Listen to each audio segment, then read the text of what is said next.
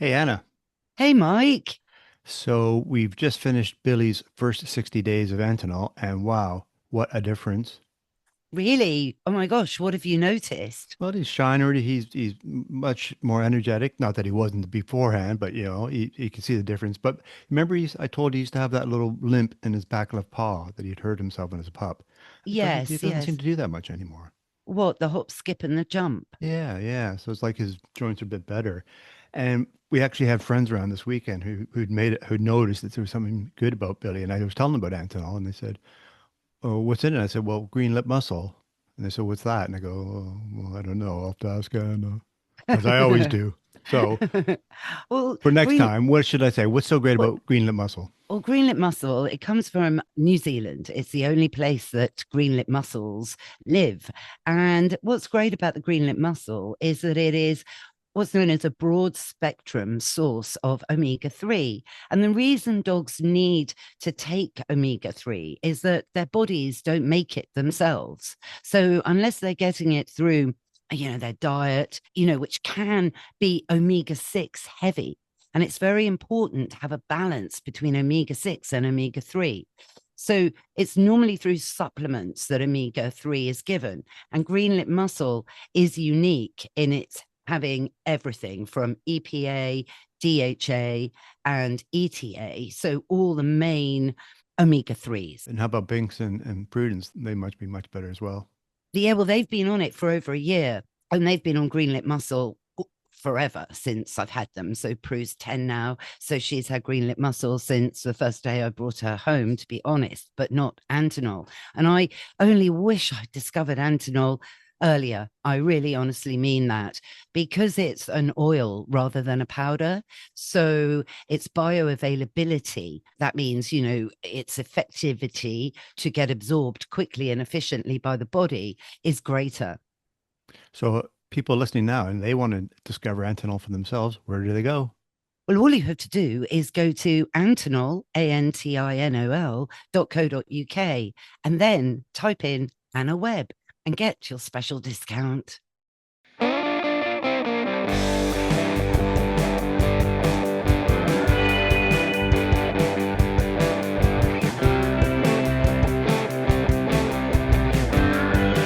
Hello, I'm Anna Webb, and welcome to this week's episode of A Dog's Life. We're talking to author and historian Paul Koudounaris about his latest book, which is called Go West, Young Dog. It's a brief history of railroad dogs, which are America's forgotten heroes. This episode is powered by Antinol and fueled by Natural.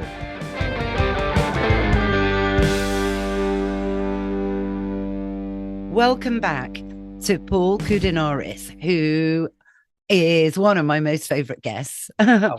Historian, animal lover, particularly cat lover, and author. So welcome back, Paul. Well, don't call me a cat lover on a dog show. We don't want to get me in too much hot water from the start. Well, I said all animals. Okay. I didn't, All right.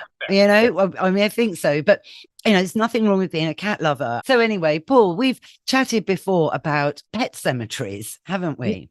The early dog cemeteries. That's right. Yeah, and touching on really how, we domesticated our pets through the Victorian era. And, they've always, I think, had the power of being part of our family, even when we were probably back in those caves a very long time ago, but more so, of course, as the modern era has developed. And when you alerted me to your latest book, I was just so excited to find out more about what's called the railroad dogs, isn't it, Paul?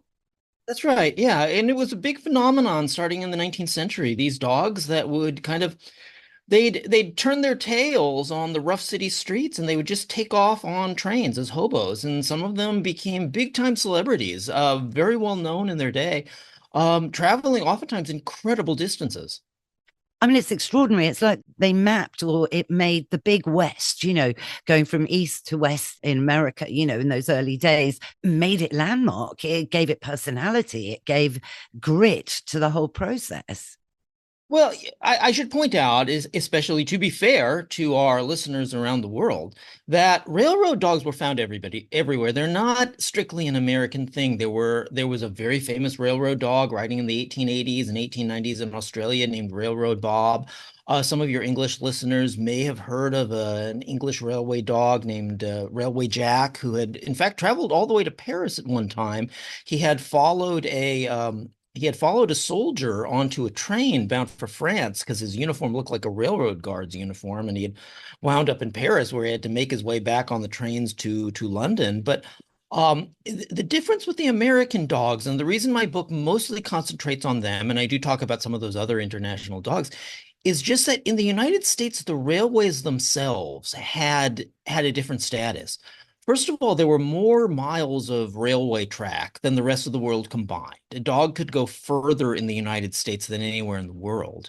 But also in the 1860s, when we completed that transcontinental rail line, it truly unified the country, and the railways took on a symbolism in the American psyche that's hard to explain to people who have lived in countries with a longer history. I compare the railways in the Old West to kind of like the dragons of yore in European mythology.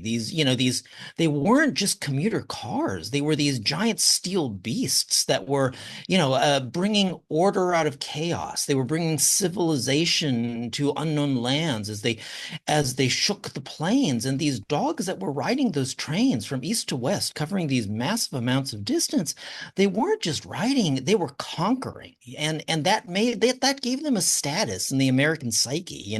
They weren't just celebrities to a lot of Americans in the workaday world. They were heroes to a lot of Americans who wished that they had given up that terrible job that they were trapped in on the East Coast. They wished they could do exactly what these dogs were doing, just turn their backs and leave and seek adventure. But being a human hobo in the 1880s and 1890s, that was not acceptable. But being a canine one was. And like I said, to a lot of people, these dogs were legitimate heroes.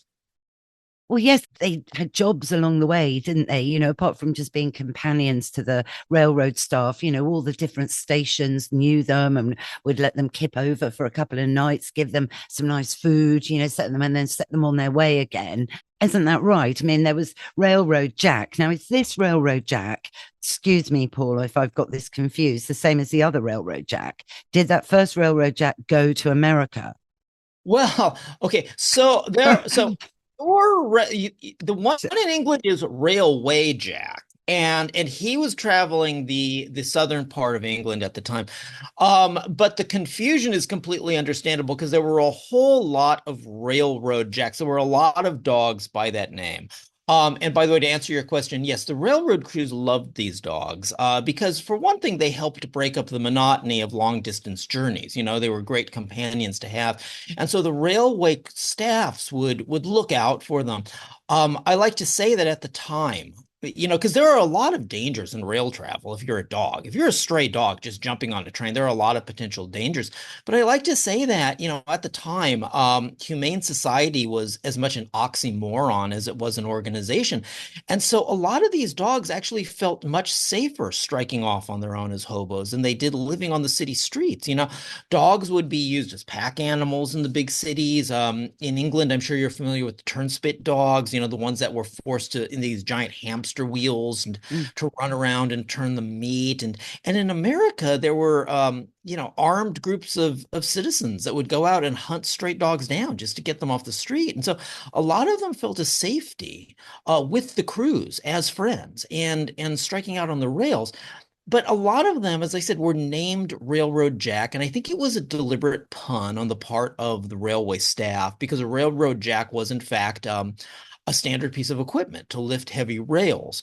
So there were several dogs by that name, but there was one, the most famous of all. The first true canine celebrity in the United States was a dog named Railroad Jack, who rode out of Albany, who had become, in 1890s terms, their version of viral in 1892, when he set off from upstate New York on the 4th of July and traveled on his own all the way across the country, all the way to San Francisco. He had crossed the country on his own, and every step of the way was documented in the newspapers by people who had met. One of the things about these dogs that is so marvelous in the United States is that as they traveled, people would give them tags. And I compare it to a kind of romantic gesture. These were people who probably wished they could travel on with these dogs, but couldn't. They were trapped by their social obligations. And so they would put, every time one of these dogs would stop at a station, or someone would meet it, or would spend the night at a hotel, or get a meal at a restaurant, someone would put a little tag on its collar just to show the next stop where that dog had come from. And so when Railroad Jack arrived in San Francisco, everybody knew his exact route. It was all there. There were 44 tags along the route to show everywhere where he had stopped. He had really done it. He had really traveled on his own all the way across the United States. Wow, it's extraordinary, isn't it? And you know, and there were lots of people trying to do a bit of skullduggery around the scenes, isn't it, with Railroad Jack, and of course his counterpart, who's also a terrier, because Railroad Jack, you describe him as being a bit of a Scotty-looking type dog, a bit scruffy, but quite tough. And similarly, Oni, around at the same time, I believe. If I haven't got this right, I have read the book, Paul, and I've absolutely loved it. I mean, really gripped by it all. But there was Oni. Oni comes a little bit after Railroad Jack. It was very confusing to people at the time. So once again, it's fair to be confused because they both rode out of Albany. So the two most famous railroad dogs in the United States were both terriers, both riding out of the same city. So it definitely created a lot of confusion. In fact, when Oni started, which was a few years after Railroad Jack, people would write articles in the newspaper, and they're both terriers, you know. So, oh, hey, Railroad Jack is here, but he's also known as Oni. They thought it was the same dog, you know. It's like, well, Railroad Jack alias Oni to his good friends, and it took a while to separate the two of them. But you're right about the skullduggery. Because these dogs were celebrities, and that's the thing that I have to point out. It seems so strange to us now that a dog would gain legitimate celebrity status just for riding around on a train. But again, the trains in the American psyche were so big, and these dogs, like I said, were genuine heroes. You know, they'd be written up in the newspapers, and people would follow their adventures in the newspapers. Railroad Jack, in fact, in one instance in 1891, was dog-napped by a circus. You've heard of P.T. Barnum, right? Yes, yes. Yeah, the big the Great American Conman Carney. Well, this was a competitor of Barnum's, a kind of B-rate Barnum by the name of Marion S. Robinson, and he ran what in the United States they call them dime museums, and they were these, you know, oddities museums, kind of freak shows where people would pay a dime for admission.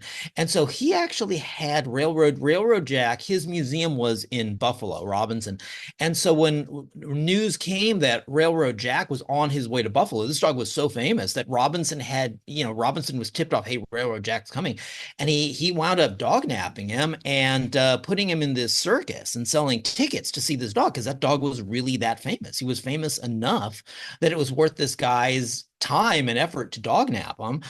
He was dog napped into this circus where he was on display with 8-foot tall girl from Missouri, a bunch of other, you know, freak show things, and he was put in shows with a trick bicycle rider. And then word got back to the railroad crews, you know, hey, Railroad Jack has been dog napped and he's on display in this dime museum in this freak show. And so they sent a bunch of guys up to basically tell Robinson, you know, you let Railroad Jack go or we're gonna beat the tar out of you. And so Robinson lets Railroad Jack go. But the amazing thing about this story is that Robinson was only playing coy, and the next time Railroad Jack winds up in Buffalo, he dog naps him again. Apparently, having this dog in that freak show was that profitable to him. He dog naps him again and sends him to another freak show in Rochester where he again has to be rescued. So if nothing else, it's a weird chapter in canine history, but if nothing else, it's a testament to this dog's fame, right? That this dog would be dog napped into a freak show twice. Yeah, and it kind of really, I don't know, kind of encapsulates a bit of the American dream, doesn't it? These dogs, you know, being free, as you say, you know, you're not caught up with all of your, you know, your social problems and what have you. You can just, you're free, you know, to find your dreams, to travel to LA, become a film star, you know, anything is possible. Yeah, it is. These dogs were living, you know, this kind of like existential dream of complete liberty. They were, you know, quote, on the road, unquote, decades before Jack Kerouac, you know? They really were living this strange dream, and that's why they were heroes. And you say go to LA. Well, he did. Railroad Jack, in fact, did go to LA. Long before LA itself was LA. Railroad Jack, after he made it to San Francisco, became the big deal. They put him up at the Palace Hotel in San Francisco, the most posh accommodation in the city, and he was meeting with the press there. And then he turned around and went down to Los Angeles, and it was a big deal in Los Angeles. You know, Los Angeles back in the 1890s was nothing. It was a way station. The city had started originally as a stopover for Spanish missionaries. It kind of grew up in the 1860s, providing beef for the gold rush. And then by that time, the gold rush had died out, and it was an orange growing land. And so, you know, it was a bunch of orange orchards, and they made a big deal out of him in LA. Then, you know, there was this big headline in the LA paper at the time, a distinguished visitor, you know, because this dog had come. I mean, he was a big celebrity in the town of celebrities before the celebrities arrived. I just love that because, you know, he was quite a scruffy dog, you know, wasn't he? Really not, you know, not elegant like Lassie that was going to come along in a couple of decades, and was Rin Tin Tin joining the LA crew. Well, and those dogs were purebreds, but that was part of it with these railroad dogs, not just in the United States, but wherever they traveled. They were always mutts. They were always mixed breed. They were always rough dogs. They were always low class, and that was part of the appeal. And the press used to, especially in the United States, the press would play that angle up. The press loved to insult them. You know, they said about Railroad Jack that he looked like a cross between a Skye Terrier and a rail fence. They called him a yaller. And a yaller at the time in the United States was a big insult for a dog, Yaller. And yaller is the same term as yeller. You heard of the book Old Yeller? Of course I have, yes. Okay, so yaller's the same term as yeller, and it was a big insult for a dog. It was actually Southern slang, and it referred to the yeller, the yellowish tone of some dogs' coats, which was thought to be a really bad trait. That was like really pedestrian, like a sign of bad breeding to have a yellowish tinge in your dog's coat. So the press loved to insult these dogs, but the press wasn't insulting them to denigrate them.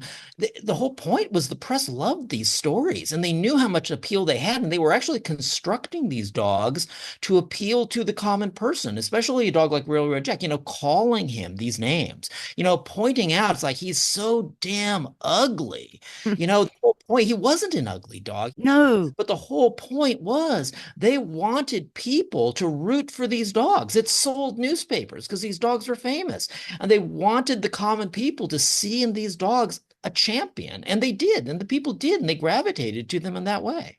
Well, yes, it's that kind of old rags to riches, but sort of story. But this is actually true. But you know, Oni, didn't he? Went on to travel the world. So Oni comes after Railroad Jack, and Oni is all these railroad dogs, and there were a whole bunch of them. And I'm gonna take us on a slight tangent to mention my favorite of all was neither Railroad Jack nor Oni. He was a dog called Awful Jack, and that probably tells you a little bit about his personality. But Awful Jack didn't get as much press because of behavioral problems. Awful Jack traveled from coast to coast. And in Salt Lake City, he went into the main Mormon temple and attacked and did extensive damage to a baptismal font in the shape of an ox. So I call him the only railroad dog who ever attacked a pillar of faith. So yes, when you say these dogs were rough, they were. I mean, I mean, you've got a dog out there attacking organized religion, but Oni is the only one who is still somewhat known to these dogs. I mean, it really was a deep dive into obscure history to find out anything about them. Oni is still somewhat known because he is known as the U.S. postal dog because he was a railroad dog, but he traveled on postal cars. And so he would travel with the mail. Oni was obsessed with mail bags. As a young dog, he would follow the postman around, and whether it was the smell of them, they were these leather bags, or just the texture or the feel of them, he loved these bags, and he liked to sleep on them, and eventually followed the bags onto the trains, and he would just travel around with the mail cars. So he's somewhat known because the post office eventually wound up putting him on a stamp, and so he's somewhat known because of that, because he was the subject of a U.S. postal stamp. But he comes after Railroad Jack. again a terrier traveling out of the same town, again a railroad dog. So a lot of confusion, but he becomes an even greater traveler than Railroad Jack. Railroad Jack had literally done it all. He had gone across the country, he had gone down into Mexico. Railroad Jack had even gone all the way to Cuba. He had a tag on his collar that explained in Spanish that Railroad Jack had gone to Havana and ate lengua de cebolla, a tongue of bison down in Cuba. So apparently, when he arrived by train in Florida, he was famous enough that someone said, heck, let's take him to Cuba. And they put him on a boat and took him to Havana for dinner. So it was a big deal. And of course, these dogs traveled up to Canada as well. But Oni wound up outdoing Railroad Jack. He had started in Albany, decided he liked the West Coast better. And by 1595, he was riding mostly out of Tacoma.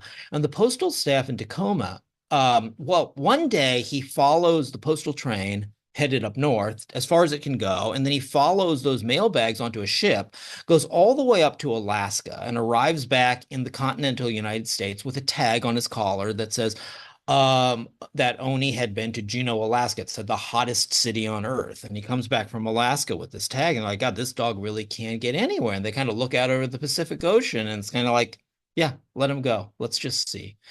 And so Oni gets on a mail ship heading westward towards Asia. And I mean, you know, if you, I mean, the listener is probably aghast right now. It's like, you're never going to see this dog again. These people are crazy. This is cruelty. They've put him on a ship. He winds up in Japan. There was a lot of confusion when he arrives because he had all these tags. So they thought he must be a dog of very high rank, well, which he was, but they really don't know what to make of him. I mean, a dog traveling around the world on his own with nothing but a ship's purser kind of looking after him. From Japan, he winds up going down to Hong Kong. No ship in Hong Kong will take a dog traveling alone for onward passage. So they send him back to Japan. He finds a steamer that's headed around Asia and through the Suez Canal, and he takes that ship. I mean, it's an amazing story. You know, this American mutt from Albany, a dog of no means, a dog that is born to the streets, is traveling, you know, he's traveling in the Mediterranean. He's passing the pillars of Hercules. He's traveling the same byways that Phoenician and Egyptian merchants once carried their wares, you know? It's an incredible story, traveling alone. And he makes it back to New York. Did Oni actually choose the boat himself, or did somebody put him on the boat heading through the Mediterranean? Yeah, he had they had asked a purser to look after him. And they had to put a collar on him with a message explaining to everyone that he would meet as he traveled that this dog was the pet of 100,000 American postal workers and beloved by them, and to please accept him for onward passage. So he kind of had it written on his collar when he'd go to these ports, you know, that this dog was headed around the world on behalf of the United States Postal Service. And so he winds up getting back to New York. And, you know, there's a big celebration when he gets back to New York. This dog has done it. It's incredible that he has, you know, that he's traveled all the way back to the United States. But to circumnavigate the world, he's got to get all the way back to Topeka. So the New York postal staff puts him on a train, heads through Pittsburgh, then towards Chicago, has Christmas dinner in Chicago, winds up taking a train back to Minneapolis, and then 1,600 miles west to Tacoma. And this dog circumnavigated the entire world in the 1890s. It took him 132 days. The fastest time ever recorded was 60 days for circumnavigating the world. But I like to say I give Oni a little bit of credit because he didn't break the record. The enthusiasm for his voyage was so high that there were some people who thought he'd really break the record for the fastest time circumnavigating the world. But Oni had been put to work on the transatlantic voyage, deratting the lower levels of the ship. And so Oni had killed 200 rats en route. And so I think if we give him credit for the 200 rats he killed en route, I think we can call it just about a draw, right? For the fastest time ever circumnavigating the globe. Yeah, he does it 132 days and he circumnavigates the entire world. It's an incredible story. I mean, it's so incredible, particularly at that time, because not many people were traveling, let No. alone dogs. Well, again, I mean, nowadays you can get on a plane and circumnavigate the world in about a day. Back then, that the fastest time ever recorded had been 60 days. And when Jules Verne wrote Around the World in 80 Days, everyone thought it was a work of fiction, absolute fiction. It was impossible to go around the world that fast. And this dog does it. Takes him a little bit longer, but he makes it. And remember, it took him a little bit longer because no one out of Hong Kong would accept him on their ship. He had to go all the way back to Japan. Well, exactly. So if that all hadn't happened, he probably could have broken the record. But then as well, he was using his good instincts as a hardcore terrier and helping, the crew on the boat by killing all those rats. I mean, 200 rats. Oh gosh, that's a lot, isn't it? Can you think of them all piled up? Ugh.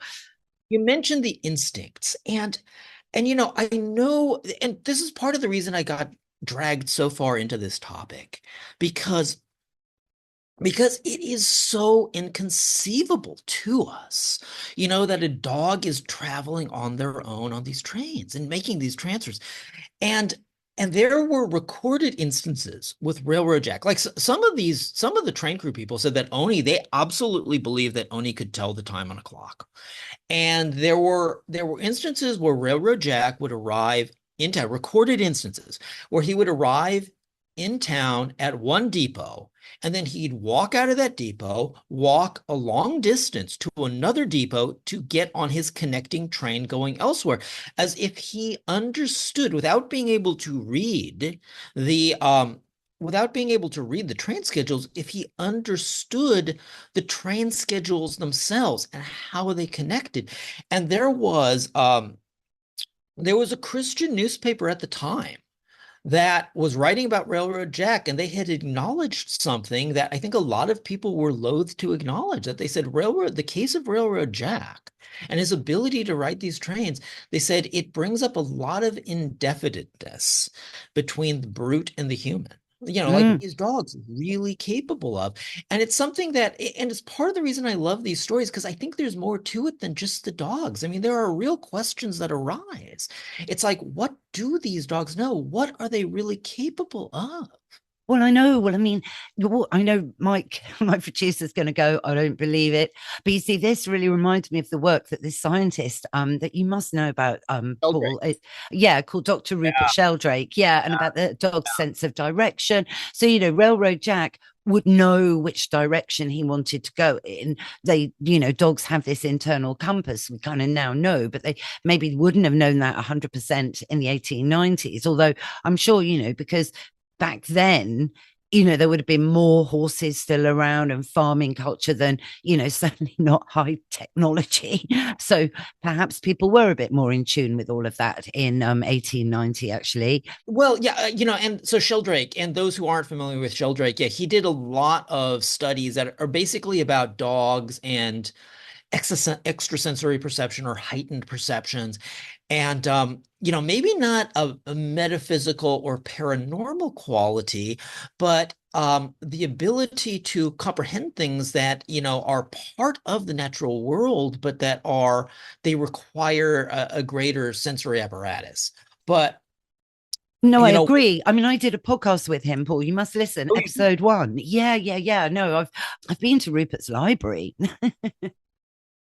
So I'm so it does all tally. It's this kind of primeval instinct that we've lost. I mean, back in the day when we were sort of hunting bison, without anything mechanical, we would have been far more in tune with the dogs that had just descended or been domesticated through from a wolf. They would have looked like a wolf. It would all have been very different. And bit by bit, over thousands of years, we've lost this ability to have telepathy, to have intuition that is reflected in communication, and sense of direction is something Sheldrake talks about a lot, that dogs obviously have it.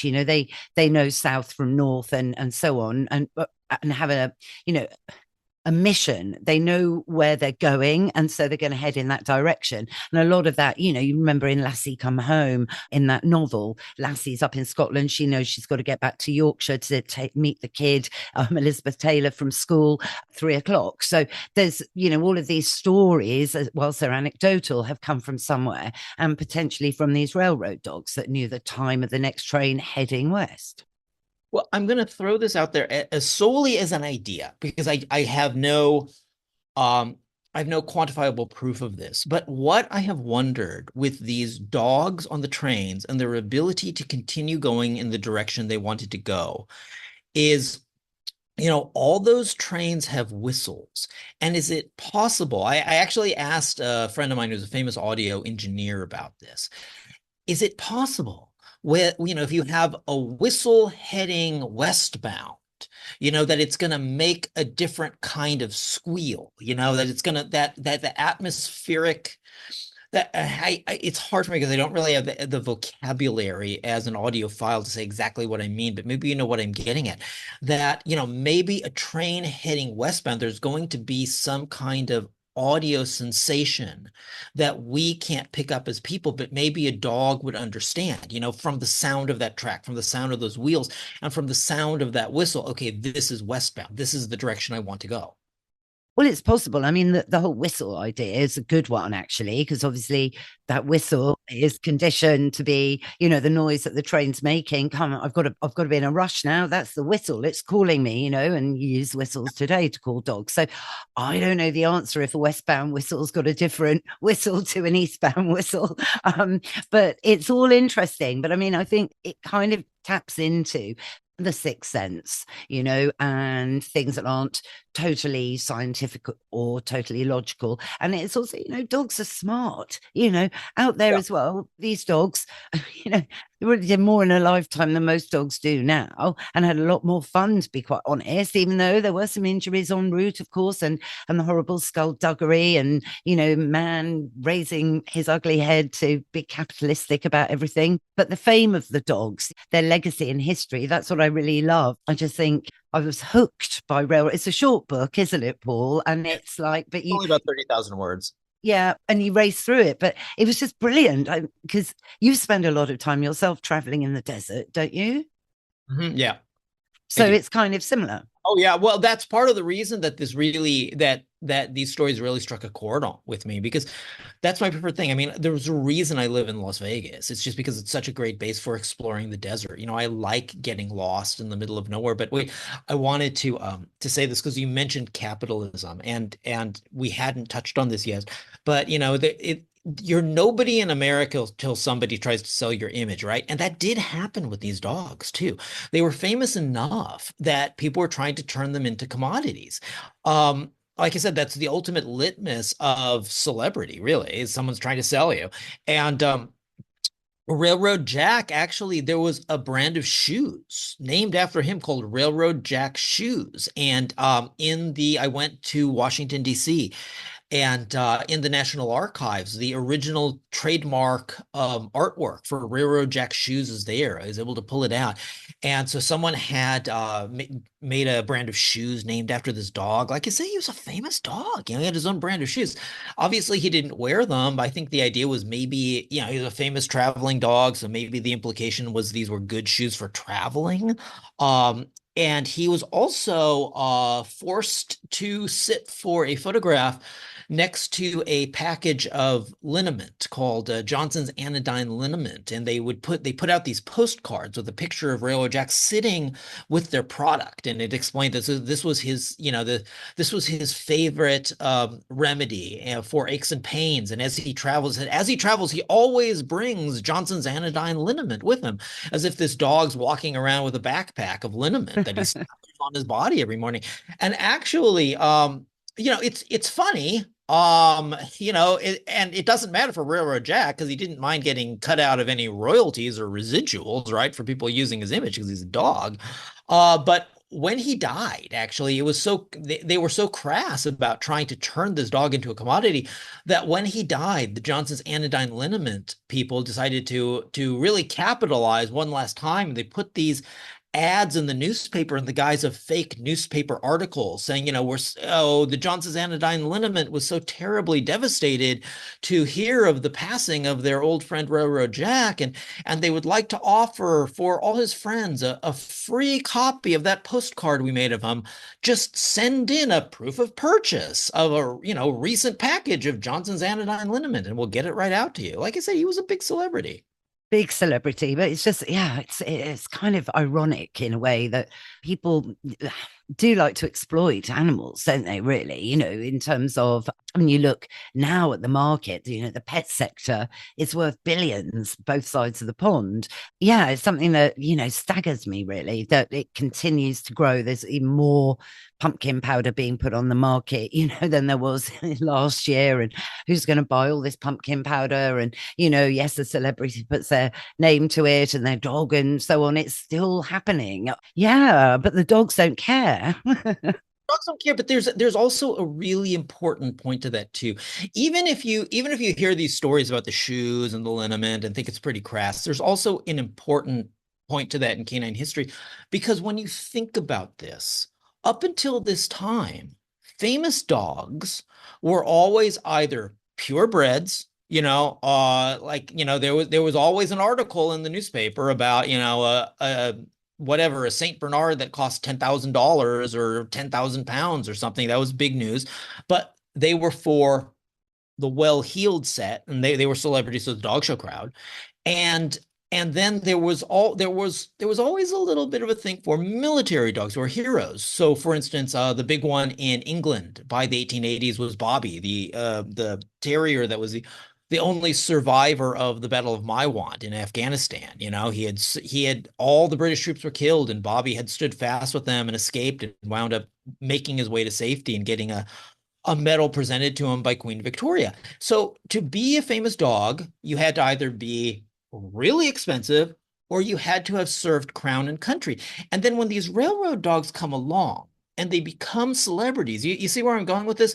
They were the first dogs to be celebrities just for being themselves. They were the first really celebrity dogs for common people. And I think that's an important point in canine history. They had made it on their own merits rather than serving crown and country, or rather simply being an expensive purebred.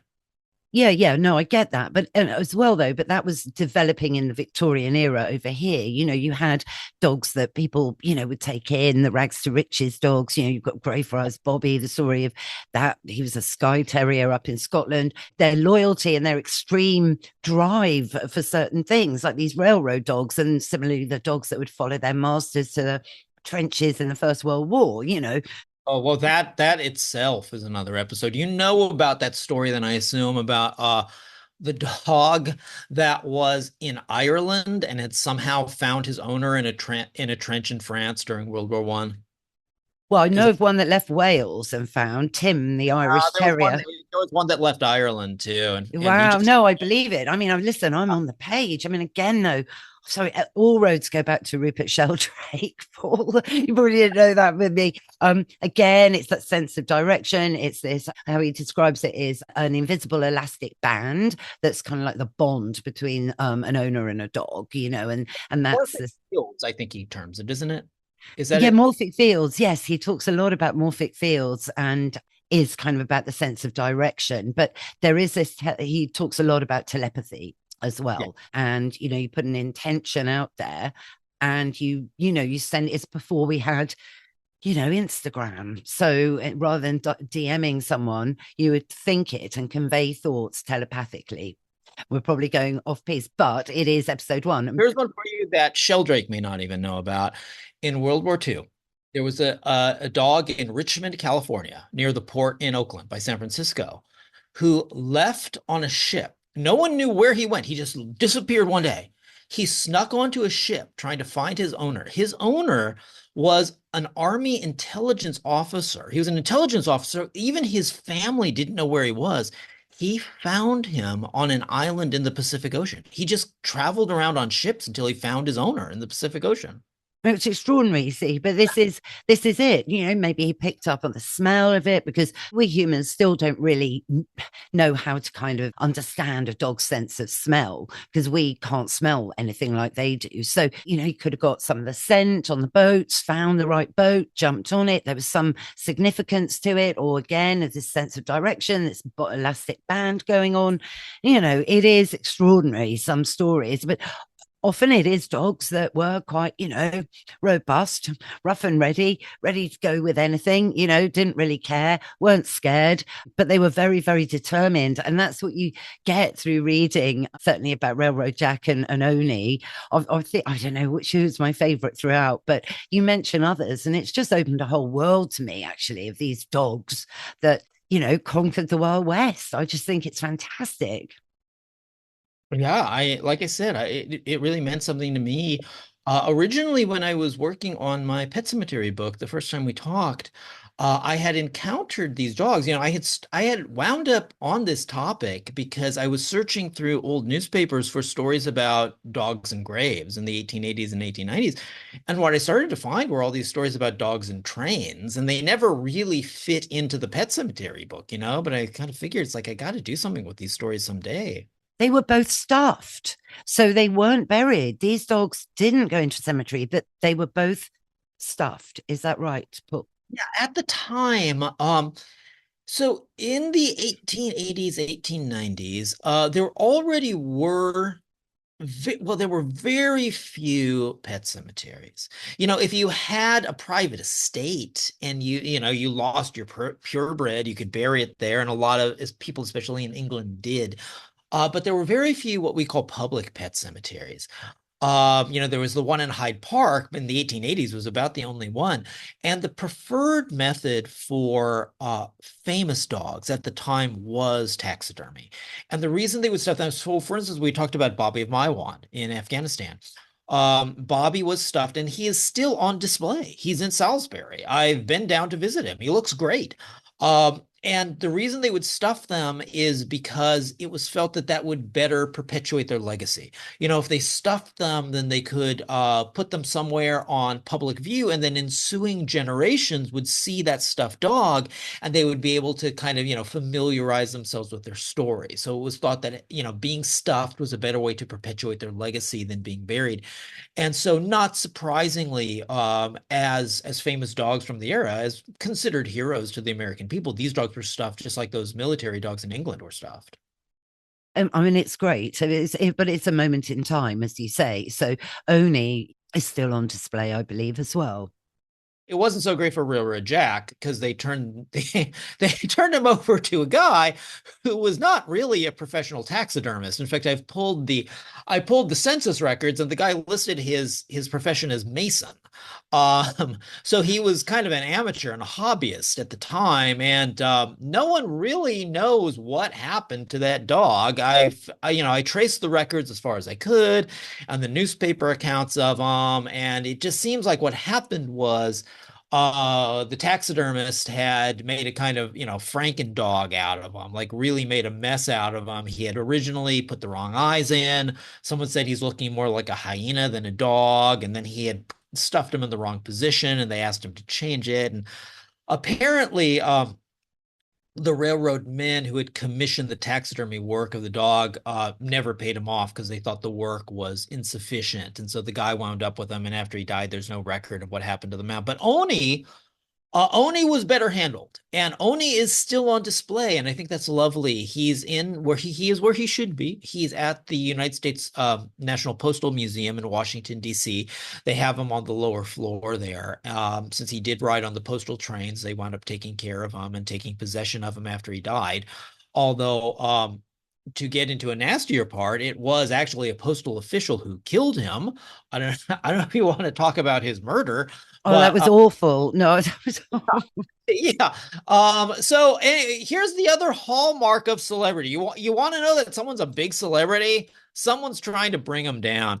And in Oni's case, there were a lot of, the postal official, the postal staff and the crews, on the railway trains. It was a specific division of the post office. We're not talking about normal letter carriers. We're talking about the railway mail services. And he rode on their trains and in their boxcars. And they loved him. But there were certain people, certain uppity ups in the postal service who were becoming jealous of all of the attention that he was getting. And in 1897, there is a national convention for the railway mail workers, railway mail crew in San Francisco. And the president of the organization was giving a speech when Oni arrived, and he showed up in the hall and disrupted the president's own speech. There's a 15-minute standing ovation. Everything stopped because this dog was there. So you can imagine, as much as they love him, there are probably some people who are jealous of him. And in Toledo, Ohio, there was some shady business that was never fully explained. He wound up one of the mail staff had tried to chain him to his desk, and Oni attacked the guy, and they wound up shooting him. Again, very, very murky circumstances. It was never fully explained, but the Postal Service did right by him afterward, and they made sure that his legacy would at least be preserved properly. And they had it professionally stuffed, and they moved him to Washington, D.C., where he's still on display to this day. But yeah, it's a tragic state of affairs, when a person can become jealous of a dog, after all those millennia of faithful service. I think they deserve a turn of the spotlight. Yes, well, that was coming, wasn't it? Not long after, as Hollywood started and animals again were, a major theme. Lions even were used. Yeah, well, yeah. And eventually, that age of the railroad, the age of the railroad dogs, it continues. Those dogs continue to ride even after Oni. But a curtain begins to fall with his death. I think for a couple reasons. And one of which is, I think the American public was afraid to ever elevate a dog to the pedestal that they had elevated Oni to, only to have their heart broken again. Because there is outrage. There is legitimate outrage when that dog is killed. Well, no, which is great. And you've recorded all this. I mean, the detail in this book is amazing. It's like you really are a dog with a bone for when you get into something like this, because you have brought a whole segment of dogness to the fore. I think it's really brilliant, to be honest with you. I had no idea of these dogs that rode the trains. And I just so glad I do now have some, it's brilliant. Railroad Jack and Oni, yeah, it's great to know about them. I just wanted to give them some element of their place in history, restore some of it to them, because they'd been completely forgotten. Yeah. When I had talked to, because a lot of this involved going into, because there are a lot of photos in the book, and I had to go out and find these photos, and it's not easy to find these photos. And I talked to people in railroad archives, and I'd asked them about these dogs, and they had no idea. They really had no idea. And a lot of these dogs rode their own trains. They rode their company's trains, and they had no idea that these dogs ever existed. They've just been written out of history, as we often do with the contributions of animals, to be honest. Well, yes, unless, as you said earlier, they've been war heroes. But this is why I just think this whole railroad dog thing is brilliant. I mean, there's a film in this just focusing, particularly because of that Barnum copy chap that stole Railroad Jack. I mean, it's kind of ridiculous, but I suppose it was a different era. I mean, it just shows as well how dogs and humans have evolved together over and over again over millennia, really. I did, in fact, send a copy of this over to, I won't say the name, but he's a well-known film producer who produced a very famous movie about a dog. Not said anything to me yet, but I'm just curious whether he's going to get back to me, because I think I agree there could be a film in this. Yeah, because it's historical, it's educational, it's that rags to riches story, Well, look, you've got to keep us posted on it. Hopefully you'll come back soon with more news, Paul, because I just love speaking to you. You're absolutely brilliant. And I just love your passion for, being a historian that really loves animals and bringing all of these things to light. So please don't stop. I might take a little bit of a break, but I think that it's a way of life for me, so I don't think I can stop. I've joined the Rawvolution at Naturaw. because I know that not all raw food is created equal. I'm passionate about feeding dogs as nature intended. After all, you are what you eat, and so is your dog. At Natural, there are no compromises, no confusion, just real raw food made with integrity and a conscience, offering 100% transparency, supporting British farmers, and only using the highest welfare assured ingredients is so important. They're a certified B Corp and reduce their carbon footprint by utilizing solar power and planting trees. They only use completely plastic-free packaging that's home compostable. Prudence and Mr. Binks are simply loving their nutrient-dense and balanced recipes. So try Natu Raw today. Just go to natureraw.co.uk and grab 20% off your first purchase with my code AnnaWebb20. Join the Rawvolution and feed exceptional raw food. And you can get the book on Amazon really easily, can't you? Yeah, so this is something I also need to explain. When I got into this, I wanted to just give this away to the world for free because I really believe in these dogs and I really believe in their story. And I just wanted to have it for free. So I decided I was just going to do it as a free ebook that anyone could download because I don't want any money for it. I just want to serve these dogs a little bit. It turns out that giving something away for free in a capitalist economy is easier said than done. Corporate platforms don't like the word free. So I was able to get it on Amazon as an ebook. It's under the title Go West Young Dog. I'm sure you're familiar with Go West Young Man as a famous 19th century American expression, about manifest destiny. Go West Young Dog. It is free for some levels of Amazon user.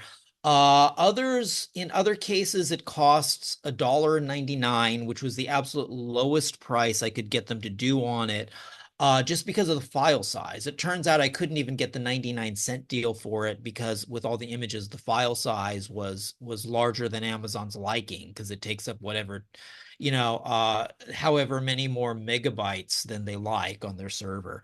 But the price in America, I don't know what that equates to in pounds, but the normal price is $1.99. Believe me that I have no interest in making money off these dogs or this book. I really just want people to have this information. And so I have said this before, and I will always say it. If anyone pays the $1.99 to get this book and they don't like it, I will send you $2. But I think everyone will enjoy this book, particularly if they're dog lovers. And I think we've given a pretty good, sort of taster for it. And also, a lot of people, I know a lot of people don't, a lot of people might not do ebooks. If you write to me, I'm serious about this. I have on my Google Drive, I've saved a copy of the PDF. If anyone really doesn't want to deal with Amazon, just write to me and I will send you the PDF for free. I'll just click on it and send it to your email. I've already had to do that to a couple people outside the United States and South America who are not allowed to use Amazon in their country. Oh gosh, I hadn't thought of that. Amazon is not universal. So for instance, I had a girl in Bolivia, and the Bolivians, they don't trust the Americans. Gee, I wonder why. And anyway, and so she's not allowed to get ebooks from Amazon in Bolivia. So I just sent her the PDF. Well, that's so kind, and that's the other big thing here. It's just really brilliant. You're such a good person, and got to keep us posted on, when the trailer's going to come out for the movie. Well, if that happens, believe me, if that happens, it's going to take 5 to 10 years. That's how long these things take. But I agree with you that there is a story in this. Yeah, 100%. I think it's absolutely brilliant. Yep, I can't wait. I've got the ebook, and having just chatted to you, Paul, I'm going to have another scan through it actually, because I'm about 5 pages from the end, which is really bad, isn't it? So that but yeah, it's just a celebration of dogs. And of course, your other book, which is focused on pet cemeteries, that's also available for people to buy, which again is just a fascinating read, and so much work went into that as well to really document the death of our pets and how it really affects us. Well, how we memorialize them, how we remember them is like that's the way I like to describe that Pet Cemetery book. It's not really, it's how we memorialize them. And I think that's important, how we preserve that memory. Yeah, no, I get that. It is a very important thing to do, and how it's changed. Yes, so we'll put the link to that episode as well for people to listen to in this episode, in case people, want to get more, which I'm sure they will. And Paul, all the links, of course, to this will be in the show notes for the free download of the ebook. And I've so enjoyed chatting to you. You're just a brilliant person, and really hope that you'll come back on A Dog's Life again. I'd love to. Thank you so much.